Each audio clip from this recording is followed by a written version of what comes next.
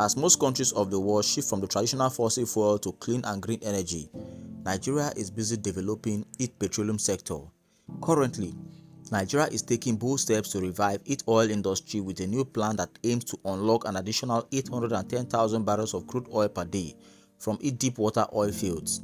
This initiative is part of a broader strategy to rescue the country's offshore production, which has been declining steadily in recent years, despite enormous amount of oil and gas still buried under its deep offshore basins. At one time, Nigeria's deep fields were producing about 800,000 barrels of oil per day. Today, that figure has dropped to below 500,000 barrels.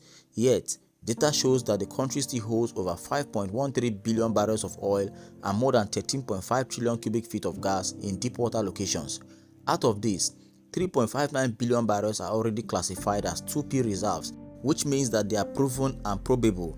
These resources are not speculative, they are real, known, and simply waiting to be developed. However, the traditional mode of developing each field individually has proved too expensive and too slow, especially with the added challenges of funding gaps, regulatory delays, high technology costs, and limited infrastructure. In response to these setbacks, Nigeria is now shifting to a smarter and more efficient model known as cluster and nodal development. This new approach encourages oil companies to work together by grouping nearby oil fields into clusters. These fields will share infrastructure, reduce costs, and move forward as a joint development rather than isolated effort. It allows operators to reduce duplication of facilities, speed up project timelines, and make even smaller or less attractive fields economically viable. The goal is not only to boost oil output but to bring real value by maximizing the use of existing assets and cutting down on high technical costs that have slowed progress in the past. The government has already approved several fields development plans that are ready for execution. If implemented, they could bring in the additional 810,000 barrels per day and an estimated 1.49 trillion cubic feet of associated gas. These aren't just empty projections. Some major projects like Bonga North have already received final investment decisions, meaning they are ready to start.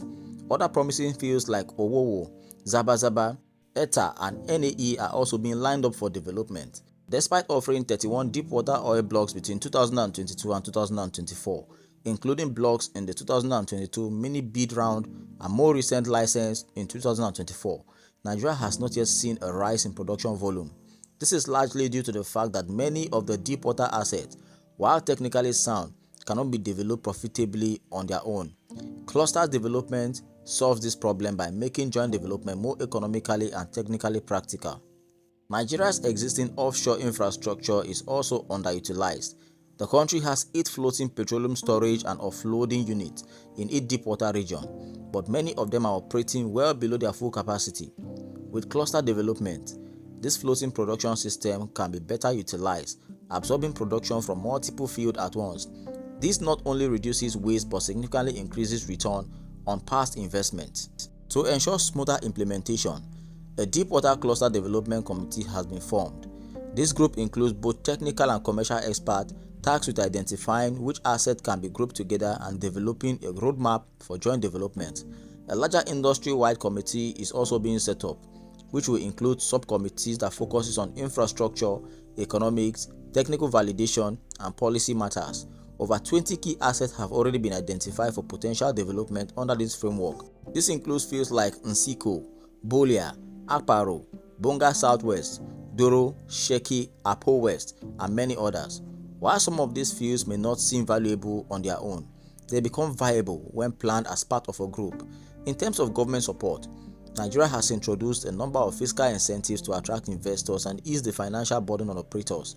This includes full tax exemptions for deep-water oil fields under the Petroleum Industry Act. But with these incentives in place, progress will depend on key factors, one of which is collaboration. The future of Nigeria's upstream oil industry cannot rest on any single company or project.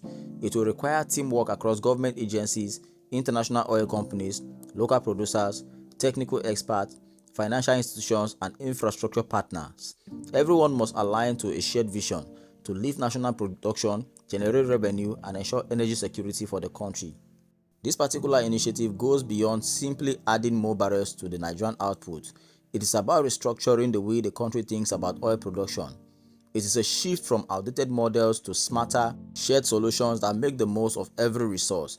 It is also a signal to the global energy community that Nigeria is serious about doing business directly, faster, smarter, and more competitive. With the average oil production currently standing at 1.75 million barrels per day, below the country's potential 2.2 million barrels, Nigeria has room to grow. The new Deepwater Cluster Development Plan offers a realistic and strategic path to bridge that gap. It is a plan grounded in data, supported by policy, and backed by real opportunity. As a person, what I think is the time for debate is over. What Nigeria needs now are actions, concrete, coordinated steps to bring the vision to life. The deep water oil beneath Nigeria's water holds more than just economic value. It holds the promise of national progress, global relevance, and a long-term prosperity. Drop your honest comment and tell us what you think about this project. Don't forget to subscribe and share. Thank you.